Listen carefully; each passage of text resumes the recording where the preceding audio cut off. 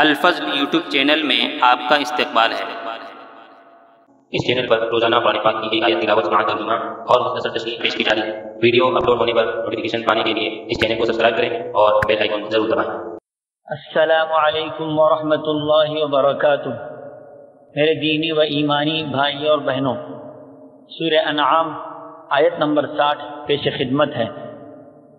اعوذ باللہ من الشیطان الرجیم وهو الذي يتوفاكم بالليل ويعلم ما جرحتم بالنهار ثم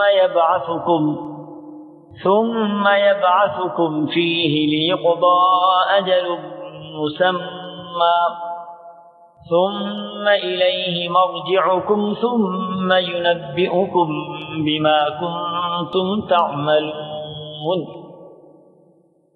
اور وہ ایسا ہے کہ رات میں تمہاری روح کو ایک گناہ قبض کر دیتا ہے، اور جو کچھ تم دن میں کرتے ہو اس کو جانتا ہے، پھر تم کو جگہ اٹھاتا ہے تاکہ میعاد معین تمام کر دی جائے، پھر اسی کی طرف تم کو جانا ہے، پھر تم کو بتلائے گا جو کچھ تم کیا کرتے تھے۔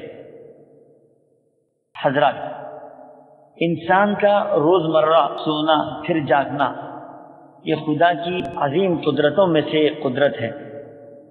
رات کا سونا بھی ایک طرح سے موت کے مشابہ ہے۔ یہ رات کا سونا اور دن کا جاگنا، یہ سلسلہ انسانوں کے ساتھ قیامت تک ہوتا رہے گا۔ اللہ کی اس قدرت کی طرف توجہ مبذول کرائی جا رہی ہے۔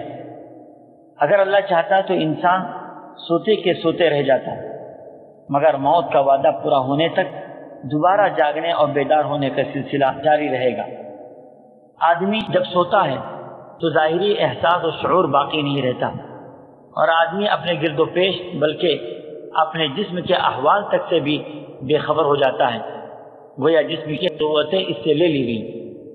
آیت کا خلاصہ یہ نکلا کہ رات کو سونا ہو یا صبح کا جاگنا، پھر دن کی نقل و حرکت، چلنا پھرنا، روزی کمانا وغیرہ، ان تمام تفصیلات کا علم اللہ کو بخوبی ہے۔